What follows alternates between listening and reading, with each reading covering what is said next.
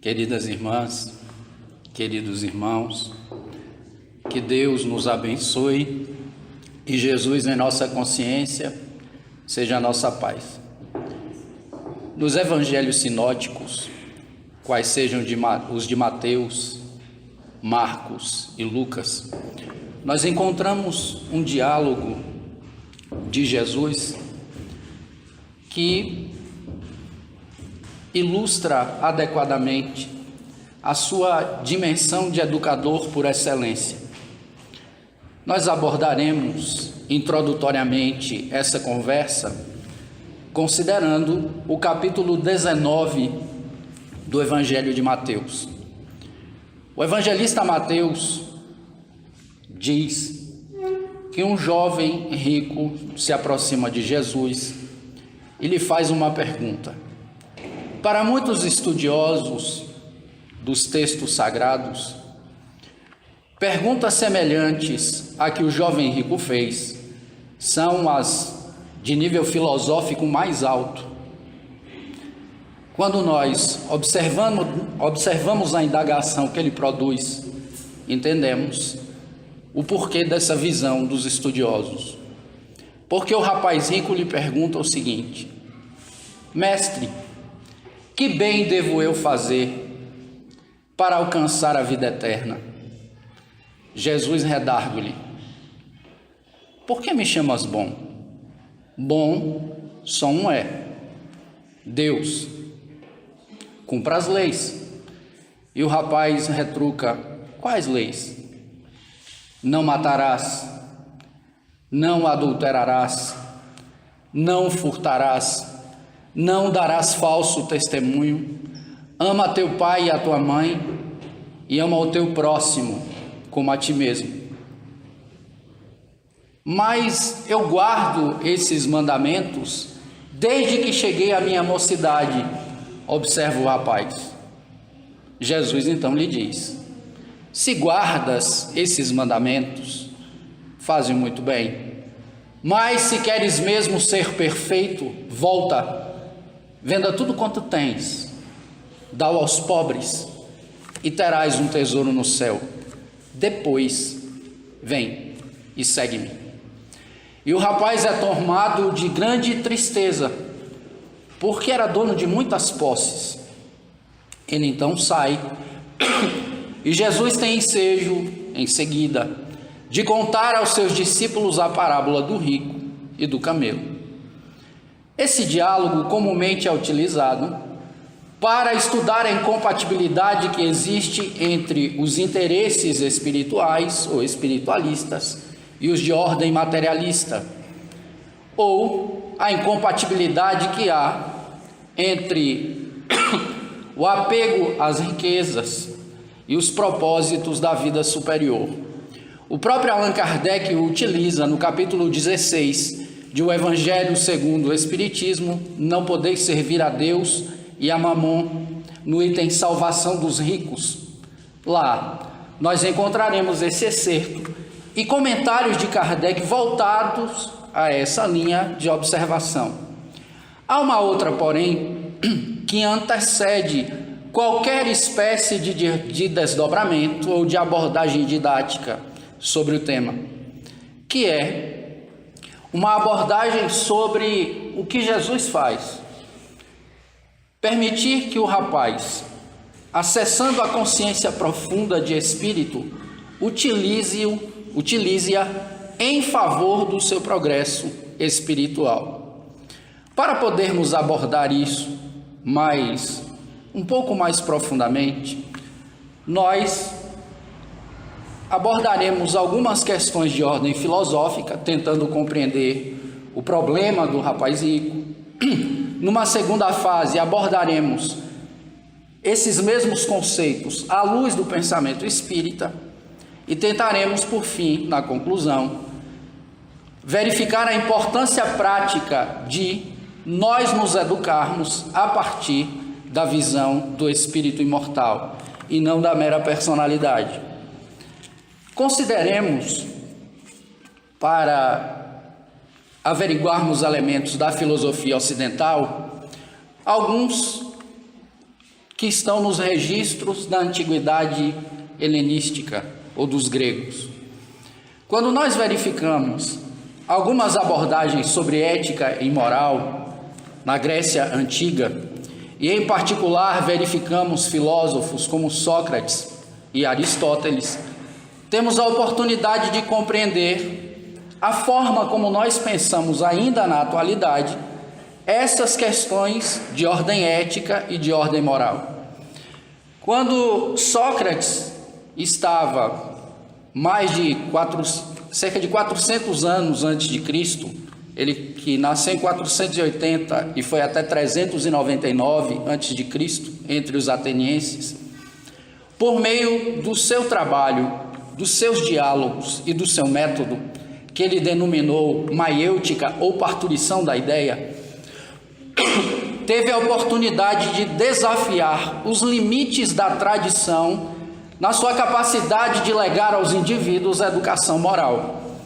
Sócrates conseguia desafiar a oralidade ou a tradição oral por meio de perguntas.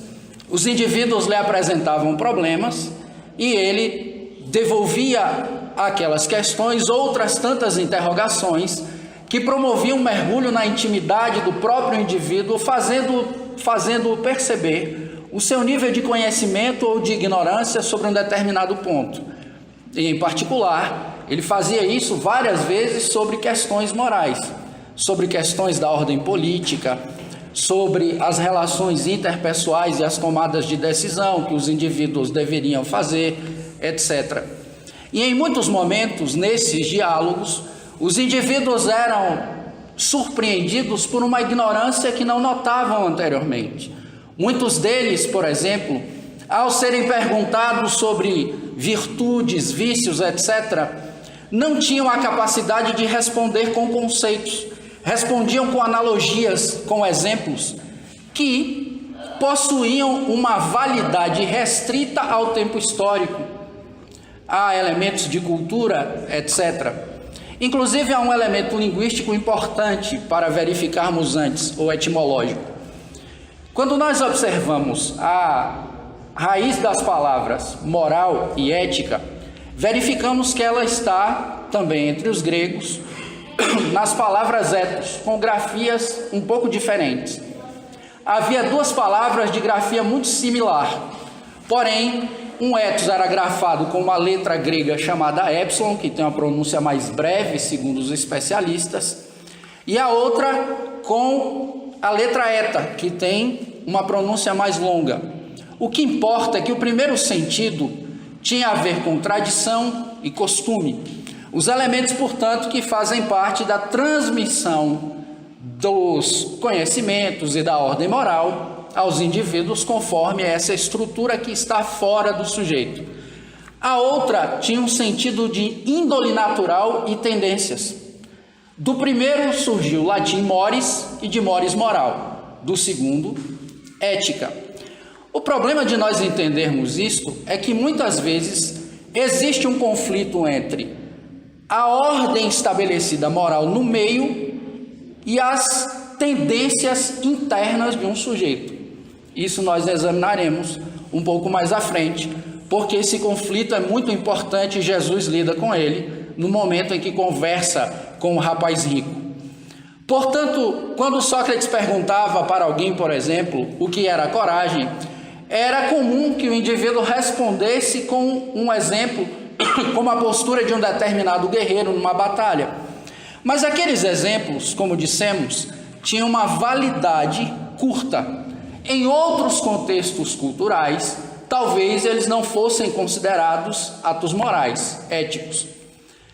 Nos transportando bem à frente para o século XVIII, aliás, para o século XIX, para termos uma ideia por meio de um exemplo como isso funciona, lembremos que no livro A História da Filosofia, de Will Durant, ele analisa num determinado capítulo a filosofia de um evolucionista e positivista chamado Herbert Spencer.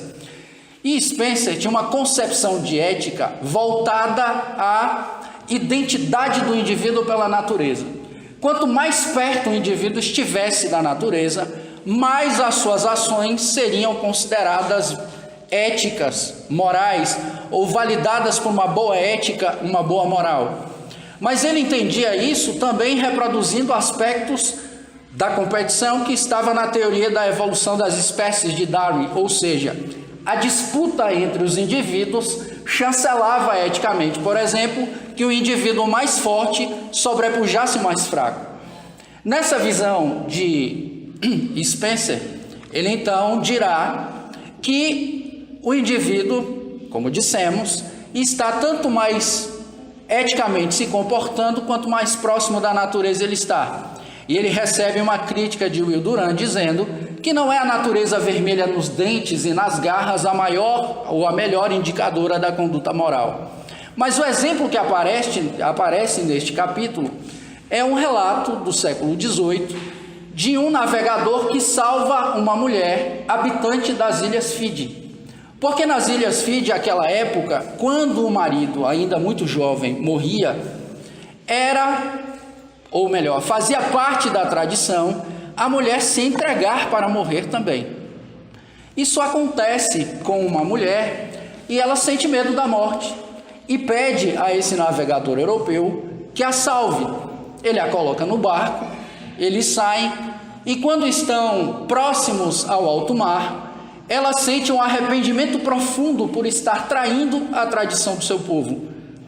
O agride, salta na água e retorna para se entregar para morrer, o que é uma conduta suicida. Se nós analisarmos uma conduta similar, ainda que não nos procedimentos, mas na intenção de se matar, na Idade Média, num ambiente absolutamente católico, ela não mereceria sequer Campo Santo, porque esse é um crime grave, ou era um crime grave, conforme a teologia vigente naquela época. Então, esses exemplos, por meio de analogias, têm uma validade que não suporta as migrações temporais, as migrações culturais, as migrações intelectuais que o próprio avanço da consciência humana produz. Então, retornando aos gregos, quando Sócrates, então, aprofundava esses diálogos, num determinado momento o indivíduo percebia que não tinha um exato controle do conceito que ele imaginava anteriormente fazer parte de um domínio cognitivo profundo ou vigoroso. O indivíduo tinha duas opções: se revoltar com o filósofo ou, humildemente, anuir a sua superioridade e seguir num caminho de aprendizado com ele. Um outro elemento importante, ainda da filosofia grega, se encontra nos textos de Aristóteles, quando ele estabelece a divisão dos conhecimentos, que ainda que nós não percebamos, possui grande validade ainda no momento contemporâneo. Aristóteles fez, na divisão dos saberes, um recorte de dois grandes grupos. O primeiro, dos conhecimentos teóricos ou teoréticos, e o segundo, dos conhecimentos práticos. No primeiro grupo, Aristóteles estabeleceu que esses saberes emergiam de coisas que existem e agem sem a interferência do ser humano. Para simplificar, todos os fenômenos naturais que estão catalogados na química, na física, na biologia puras, são dessa ordem de conhecimento. Condutibilidade elétrica, fenômenos de termometria, a germinação das plantas, etc., estão catalogados neste campo. O outro segundo campo é o de saberes que surgem de coisas que existem e agem graças à interferência do ser humano. Mas ele estabelece uma outra divisão, estabelecendo que, de um lado, existem os conhecimentos práticos que se referem ao fazer humano ou às artes. No outro, um relacionado ao agir humano. Os materialistas dialéticos chamaram as artes de técnicas, daí o conceito de tecnologia. Os mesmos materialistas dialéticos chamaram o agir de praxis. Qual a diferença entre esses dois campos? No primeiro campo do fazer humano, não existe identificação entre o agente, a ação que ele produz e a finalidade da sua ação. Quando o indivíduo, por exemplo, produz um determinado artefato para o seu uso ou para a comercialização, não existe um regime de identidade entre eles. Se esse indivíduo for um artesão, o artesão é uma coisa, o produto que ele cria é outra coisa, e o objetivo também não guarda identificação com ele. No campo do agir humano, essa distinção não ocorre. Os três são identificados. Isso é fácil de verificar. Quando alguém, por exemplo, propugna a defesa virtuosa da vida, com o objetivo virtuoso de que essa ideia seja propagada, esse indivíduo é virtuoso. Portanto, existe identificação entre os três: agente, ação e finalidade da ação. Aristóteles, então, vai afirmar que a ética é dessa ordem de conhecimentos. Para o indivíduo agir eticamente, necessário é que ele se identifique conscientemente com aquilo que ele faz e com o objetivo. Não é possível que um indivíduo tenha uma atitude refinada do ponto de vista ético sem reflexão. E é exatamente isso que essa síntese de Aristóteles quer nos ilustrar. No campo do conhecimento espírita, verificaremos mais à frente, essa compreensão é sumamente importante para que nós consigamos nos educar e nos transformar moralmente, como é a própria proposta da doutrina espírita. Um último conceito, para não nos delongarmos na visão filosófica, é de um filósofo do século XIX, o metafísico Henri Bergson, que era matemático, era cientista e foi laureado na França, ainda muito novo, adolescente, como um dos maiores intelectuais daquele país. Ele escreveu um texto em 1903 chamado As Duas Fontes da Moral e da Religião.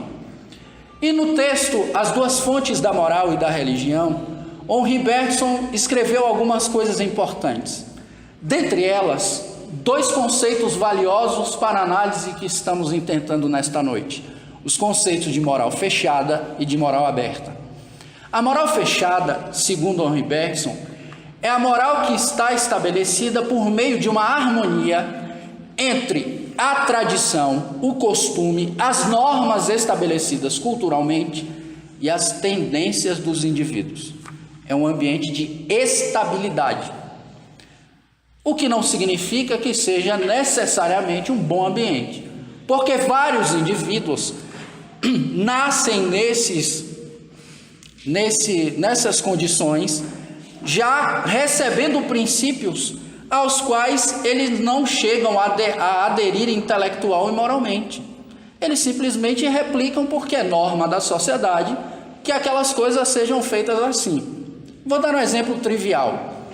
Uma grande amiga nossa, que faz parte de um dos grupos de estudo desta casa, afirmou, certa feita, que o seu pai proibia a todos os filhos, à sua época, de ouvirem rádio, porque escutar a programação do rádio era uma conduta imoral. Considerando que no ambiente ninguém se rebelava, havia um ambiente de estabilidade, certo? Quando começa a haver uma desarmonia que forma uma massa crítica entre as tendências individuais e esse meio, essa estrutura se rompe e surge aquilo que ele chama de moral aberta, que exige diálogo, construção de novos valores morais, superação do modelo anterior, portanto. Bergson dizia que essas transformações ocorriam por meio daqueles que ele chamou de indivíduos excepcionais, e eles estavam em toda parte, em todos os campos do saber humano, na ciência, na filosofia, na religiosidade, nas artes. Se nós considerarmos, por exemplo, a física, que foi ou é considerada a rainha das ciências, verificaremos por meio de gente como Leonardo da Vinci, Galileu Galilei, Isaac Newton, Albert Einstein, Oppenheimer e outros, disrupções do conhecimento que demonstram que esses indivíduos enxergavam coisas que os outros não viam antes. No campo da religiosidade, por exemplo, nós temos indivíduos que também são esses indivíduos excepcionais. Dentro do cristianismo, por exemplo, se nós considerarmos a Idade Média, verificaremos São Tomás de Aquino, Santo Agostinho, São Francisco de Assis. Este último em particular, que traz de volta a pureza amorosa e fraternal do Evangelho, que havia sido esquecida pela suntuosidade da igreja. Verificaremos indivíduos como Martinho Lutero, que contestam normas que não correspondem ao espírito profundo dos textos sagrados. Mas se recuarmos no tempo, ao tempo do Velho Testamento, verificaremos o profeta Isaías sendo totalmente diferente dos demais. E na própria introdução do seu livro, nos primeiros capítulos, ele contesta a moral de aparência. Quando ele, usando de um discurso como se fosse o próprio Deus, pois o texto é feito por inspiração, demonstra toda a aversividade, entre aspas, se nós podemos dizer assim, do Criador para com essas posturas que são meramente ritualísticas, são meramente de aparência, mas que não correspondem ao espírito profundo da união da criatura com Deus ou com o Criador. Portanto, esses três elementos servem para nós compreendermos a situação do rapaz rico. Porque observemos, quando ele se apresenta a Jesus, ele traz em si uma angústia, que não é uma angústia pequena, ele quer algo alto, inclusive, que, aliás, nós também queremos, com nuances diferentes, mas todos nós gostaríamos de ter uma vida após morte, ou uma vida após a existência carnal, equilibrada, de paz, de harmonia. Então ele pergunta a Jesus, que bem deve fazer para alcançar a vida eterna? É uma grande pergunta, e que demonstra uma necessidade existencial muito profunda. Jesus, habilmente, vai até o Velho Testamento e busca 6 das leis que se encontram nos 10 mandamentos. O rapaz então retruca que guarda, desde a época da transição, que é extremamente importante, a mocidade, na verdade, torna o indivíduo adulto, aqueles mandamentos. E ainda pergunta mais, o que me falta? Ora, se cumpre e guarda os mandamentos, falta o quê? Para mitigar, pelo menos, esse vazio interno. Jesus então faz-lhe uma proposta curiosa. Volta, venda tudo quanto tens, distribua aos pobres e terás um tesouro no céu. Depois, só depois, vem e segue-me. Até onde sabemos, não há nenhum registro dessa lei em nenhum lugar. Jesus desafia 2 coisas. Primeiro, a estabilidade do conhecimento moral daquele sujeito e a sua capacidade de conhecimento da lei. Por que dizer que cumpre todas aquelas regras, mas não é capaz de amar o próximo a ponto de doar os seus bens? Indica que há uma fragilidade nessa própria compreensão do rapaz. Mas a intenção de Jesus também é lhe mostrar que a lei não se restringe às páginas dos livros sagrados. A lei de Deus está escrita em toda parte na natureza, inclusive na consciência humana. Quando Jesus lhe devolve a pergunta, ele fica profundamente frustrado, mas sai do diálogo com uma grande vantagem. Ele toma consciência do seu problema, porque ele descobre que a única coisa capaz de resolver aquele vazio interior, aquela necessidade, era solucionar a incompatibilidade que existia dentro dele entre o apego aos bens materiais e o ideal de salvação. Querer alcançar a vida eterna tendo aquela dificuldade era algo impossível para ele.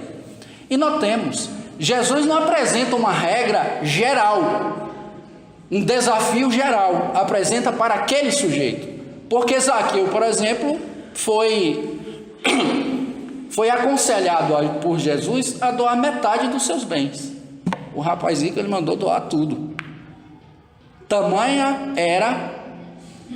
era o nível do apego que ele tinha aos bens materiais, tanto que ele sai. Nada obstante, ele sai frustrado, triste, insistimos. Sai com uma grande vantagem do diálogo. E é neste ponto que nós precisamos examinar alguns princípios espíritas, algumas questões que Allan Kardec desenvolveu no Livro dos Espíritos, tentando enxergar em todo esse cenário, a partir de agora, mas também retrospectivamente, se nós estivéssemos no diálogo com Jesus, qual seria a dificuldade, talvez, que ele nos desafiaria a confrontar por meio de um dilema ético? Porque, convenhamos, conceituar valores, virtudes é muito fácil. Resolver dilemas éticos é mais difícil. Vou dar outro exemplo. Há alguns anos, eu conversava com um amigo que é músico e ele demonstrou uma certa revolta com uma amiga que também era artista, instrumentista, cantora, etc.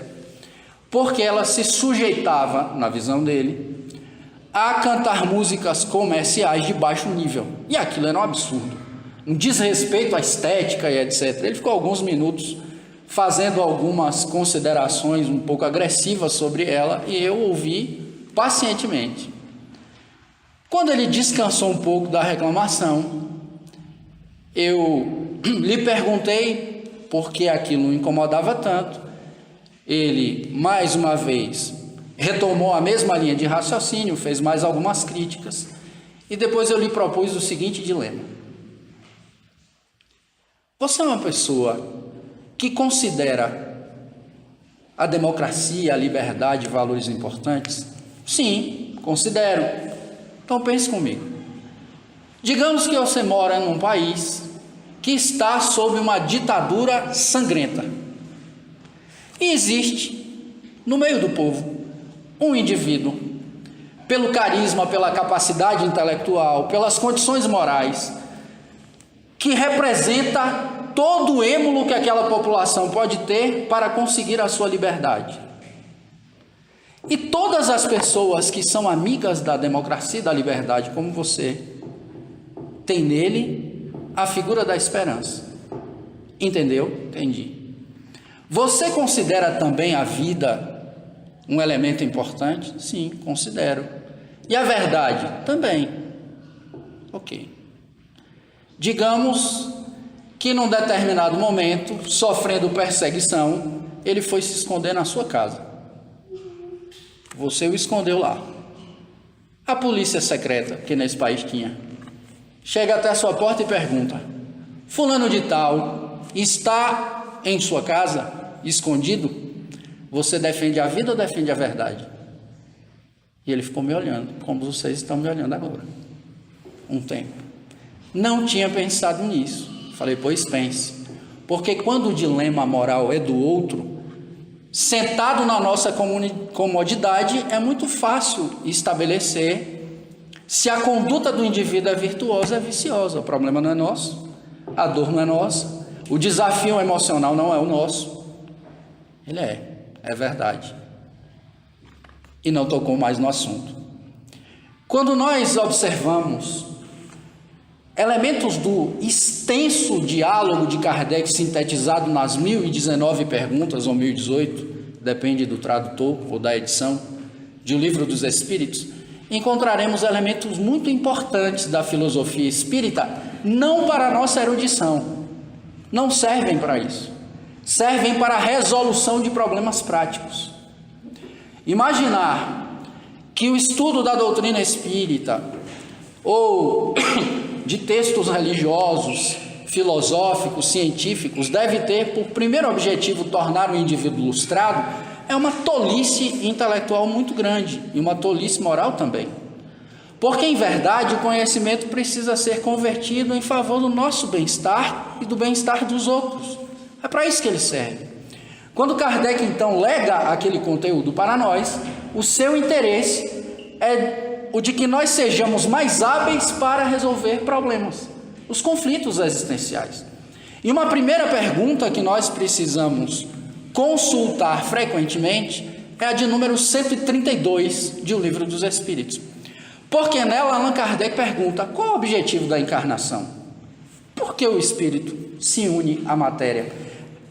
Reparem bem que ele apresenta o conceito de maneira generalista. Nem reencarnação ele usa na pergunta, ele usa encarnação. Quem conhece o livro lembra que na primeira parte, os espíritos lhe disseram que o princípio inteligente se une à matéria para intelectualizá-la. Todos os fenômenos naturais, mesmo os físicos, que apresentam uma contextura organizada, têm essa organização e uma aparência apreensível à nossa percepção intelectual, etc., porque o princípio inteligente dá essa consistência à matéria. É isso de que trata a primeira parte. Mas Kardec insiste na pergunta, já tentando compreender não mais o princípio inteligente, mas a individualidade, o espírito. E os espíritos lhe dizem: Deus lhes impõe a encarnação com o objetivo de fazê-lo chegar à perfeição.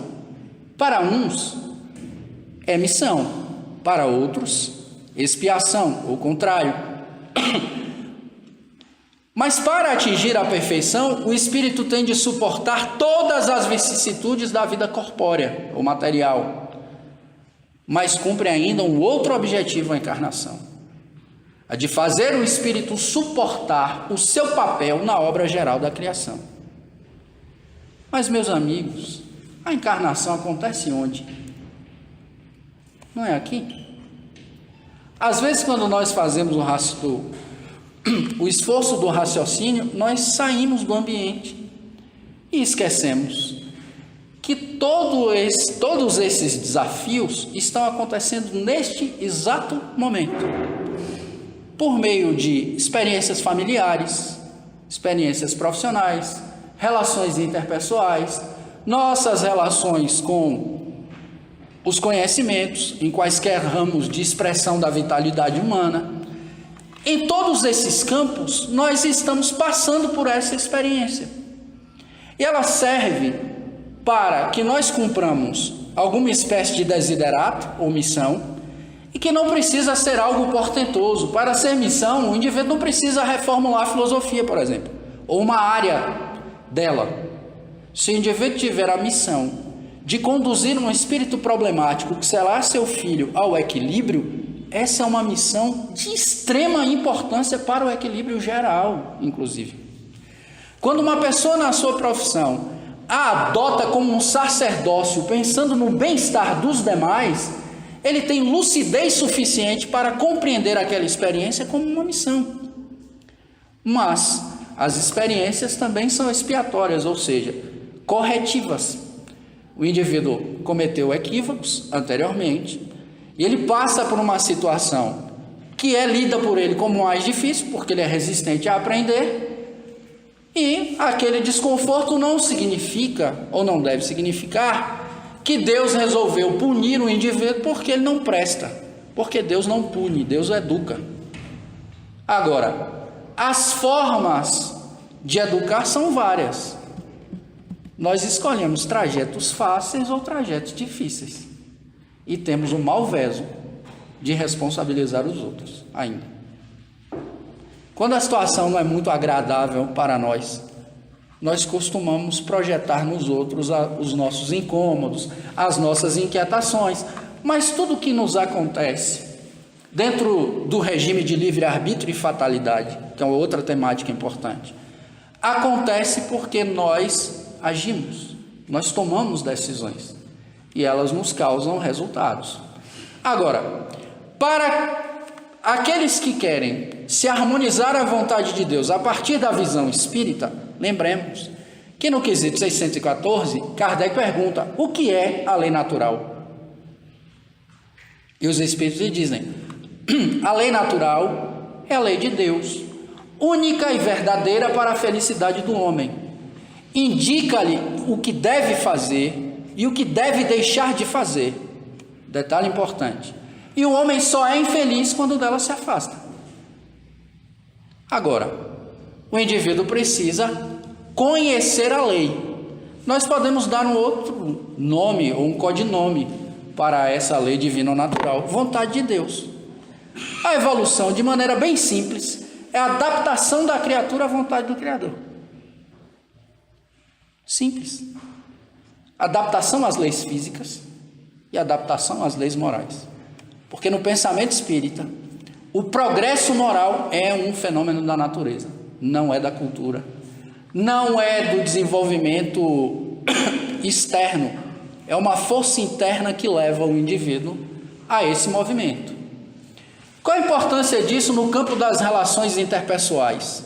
Se nós pensarmos no indivíduo mais abjeto, aquele que nos causa mais incômodo e aversividade, e lembrarmos que esse indivíduo evoluirá até o nível de Jesus, essa visão nos trará muitos elementos para pensarmos sobre perdão, respeito, ou, se não conseguirmos isso, pelo menos tolerância. Porque por mais que alguém seja defeituoso ao nosso olhar, ele chegará a esse nível, porque existe uma força dentro dele, uma espécie de teotropismo que o impulsiona na direção do Criador. Na verdade, em Deus nós já estamos, mas não percebemos. Então precisamos desse movimento para identificar o Criador por meio das suas leis e nos identificarmos por meio desse mesmo processo. E é isso que nos trará paz, tranquilidade, harmonia.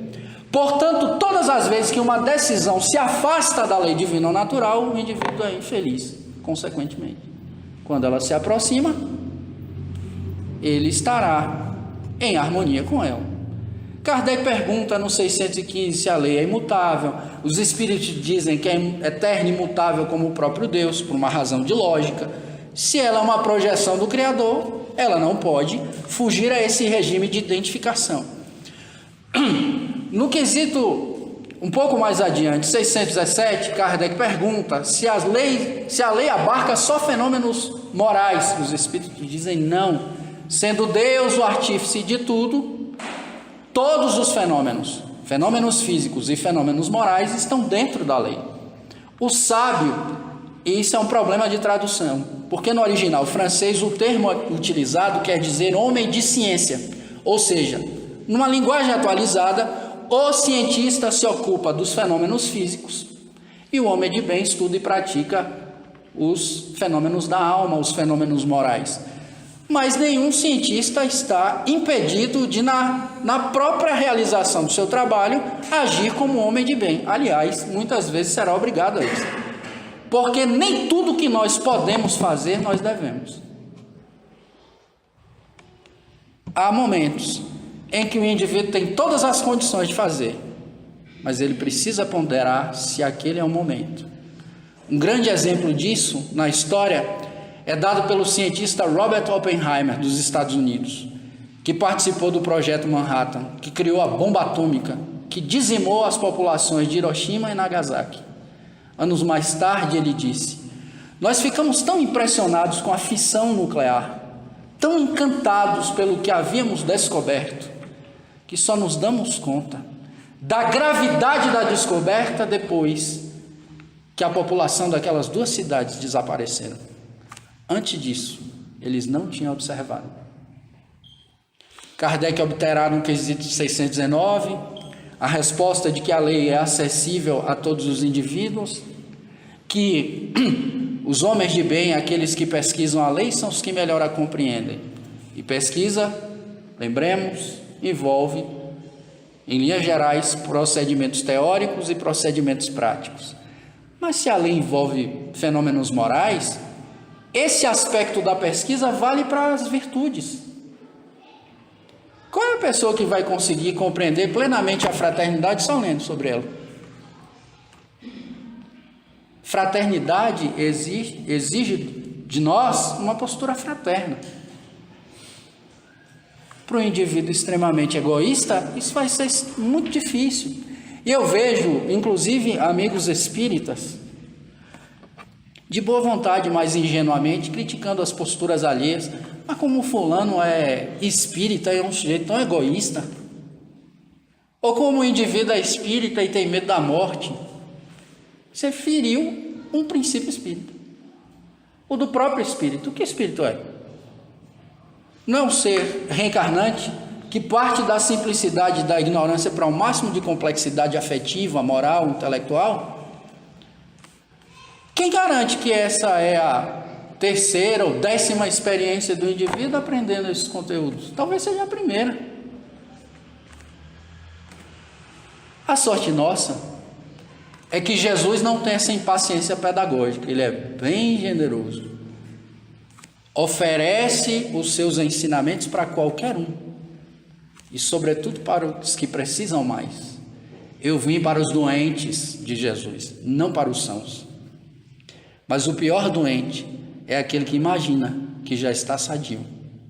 O indivíduo que não precisa aprender nada, o indivíduo que acha que tem uma grande conduta moral, que ele tem condição de explicar às pessoas qual a melhor maneira de agir, de se comportar, de falar. Precisamos estar muito vigilantes com relação a essas posturas, porque isso demonstra a falta de humildade. O rapaz rico respondeu, mas no desespero: eu guardo as leis, o que me falta? Ele ainda reconhecia humildemente, faltava alguma coisa. O que me falta então? Jesus lhe propõe um desafio que o obriga a mergulhar na própria intimidade. E aí vem um aspecto espírita importante do nosso dia a dia. Muitas vezes nós lidamos com os conteúdos educacionais da doutrina espírita, em particular com o Evangelho, fazendo aquilo que o psicólogo e espírita Marlon Reikdal, usando a nomenclatura da própria psicologia, chama de adaptações comportamentais. O indivíduo acha que procedimentos externos, como baixar o tom de voz, ser mais educado, gentil, etc., correspondem à transformação moral profunda. São muito bons procedimentos para as relações interpessoais, mas eles trazem em si um risco grave. Quando o indivíduo começa a achar que ele é muito melhor, porque ele dá bom dia, boa tarde, boa noite, ele é fraterno, usa uma voz mansa, etc., ele pode esquecer o conteúdo negativo que ainda está nele. Isso vai cair, pelo esquecimento, óbvio, numa zona do inconsciente e vai se manifestar de maneira problemática. Quando o indivíduo, por exemplo, é ressentido e não admite que é ressentido,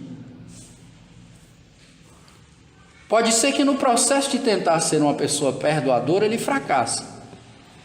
Vou dar um exemplo, que já dei aqui em outra oportunidade. Esse indivíduo ressentido, que fez uma adaptação comportamental, porque no centro espírita é muito feio o indivíduo ser ressentido, vingativo, responder grosseiramente. E eu não estou falando só do trato externo, aquilo que Lázaro chama de afabilidade e doçura, conforme as convenções sociais. Alguém lhe faz uma agressão, ele sente a raiva, mas engole e recalca. Este indivíduo da hipótese, é uma hipótese, viu? Isso não acontece. O indivíduo recalca, engole. Pois bem, tempos depois, o próprio agressor pode voltar e lhe pedir desculpas, mas ele ainda está incomodado. Ele responde da boca para fora que desculpou, que perdoou, está tudo certo. Um pouco depois, uma pessoa de fora começa a observar a dinâmica dessas duas personalidades no ambiente. Todas as vezes que o indivíduo que foi ofendido tem a oportunidade de fazer uma piada que diminui o outro, pegando uma característica física ou psicológica, ele faz. Todas as vezes que esse outro sujeito que o agrediu e pediu desculpas apresenta um argumento, ele apresenta um outro mais pesado, de modo a diminuir ou secundarizar aquilo que o sujeito disse. E ele não consegue perceber que todas essas condutas são uma vingança. Uma vingança à prestação por uma agressão que ele recebeu por atacado. O indivíduo não percebe, porque para ele não é mais uma pessoa ressentida, ele é uma pessoa melhor, porque ele se adaptou comportamentalmente. O problema do Evangelho e da doutrina espírita não é um problema de comportamento, é um problema de transformação da essência. Pensemos num rapaz rico do diálogo. O rapaz rico aprendia todas aquelas normas por meio de leitura e memorização. Ia para a sinagoga, lia, relia, quantas vezes fossem necessárias para que o princípio ficasse guardado. Mas nem sempre a memorização corresponde à compreensão de um princípio. Que às vezes nós memorizamos, mas não temos o interesse da prática. Eu estou dizendo isso sem nenhuma crítica a ninguém, é uma mera análise. Crítica condenatória, é uma crítica análise. Então o indivíduo às vezes, nós muitas vezes não conseguimos fazer, mas guardamos os princípios. E o próprio Leon Denis diz: aquilo que eu sou hoje é resultado do que eu falei antes, da elaboração que ele fez antes. E o que eu serei amanhã é resultado do que eu faço hoje. Porque na pedagogia que ele usava para si mesmo, o discurso orientava o pensamento. Certamente porque Leon Denis tinha a preocupação da prática, porque se ele não tivesse também, ia só ficar na conversa.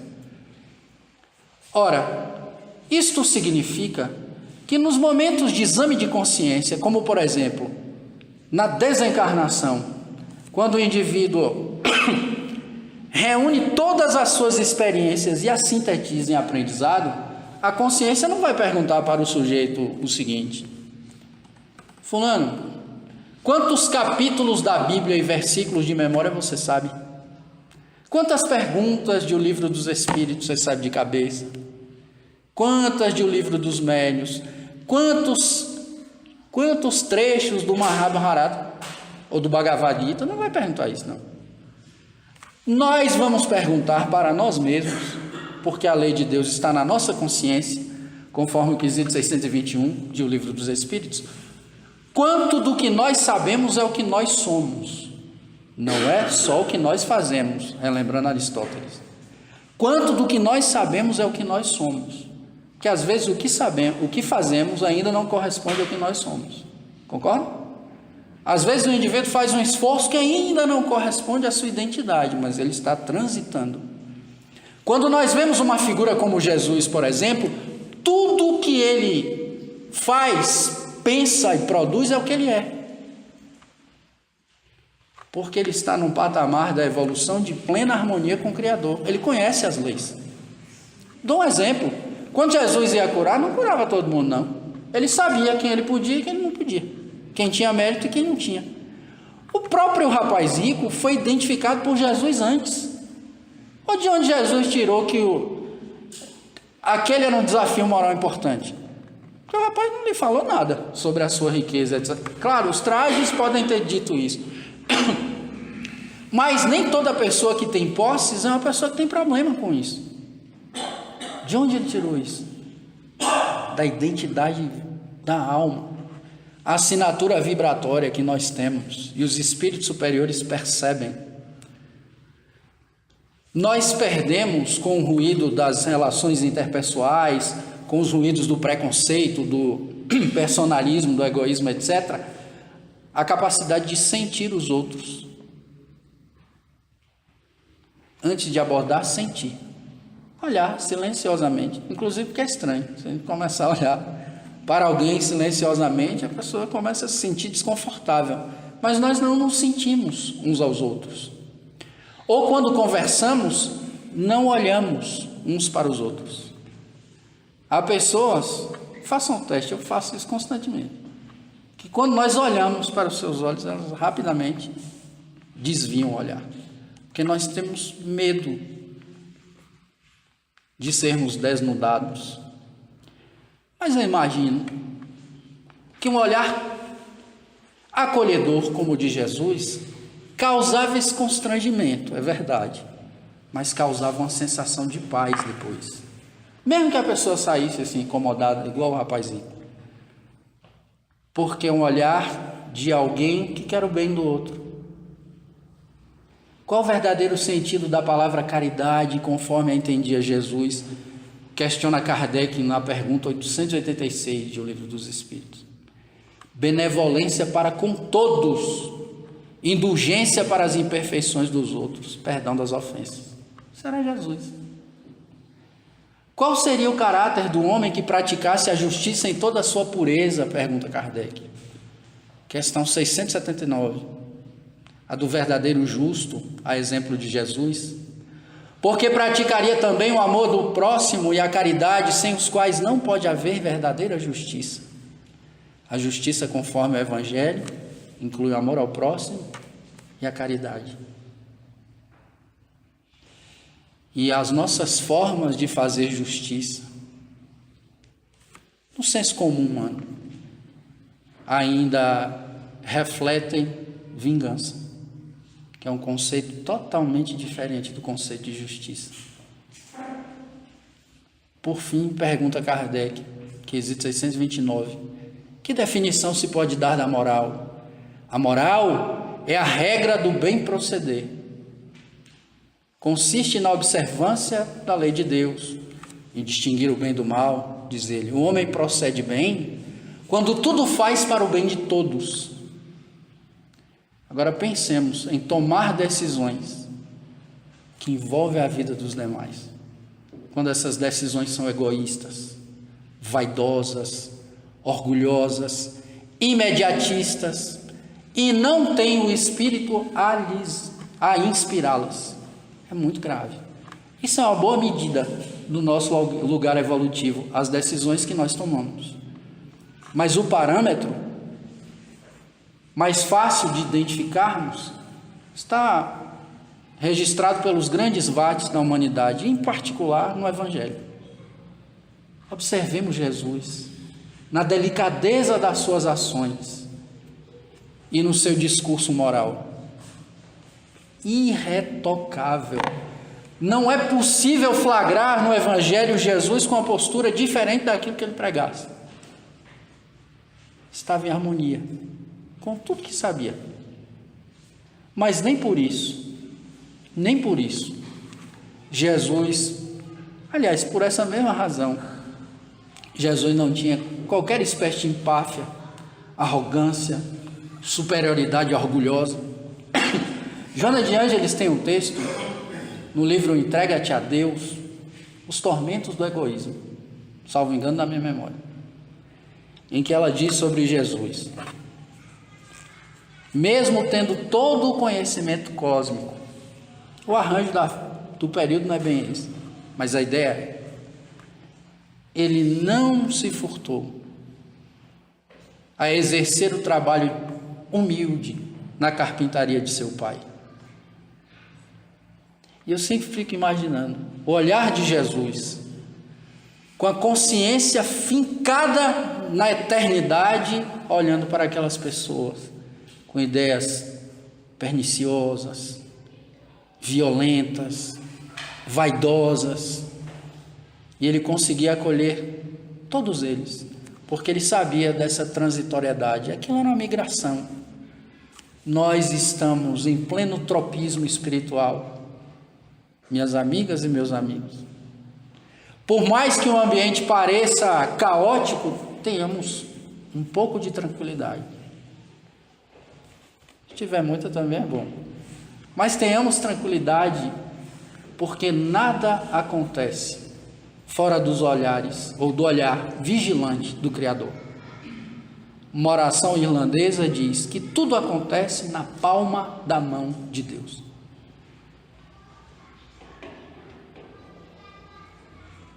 Lembremos que o mesmo evangelista Mateus finalizou o capítulo 9 das suas narrativas com uma descrição, ou uma narrativa, melhor dizendo, de atividades que Jesus exercia e que certamente chamaram a atenção do evangelista. E esse trecho serve para as nossas reflexões finais, mas para as nossas do dia a dia.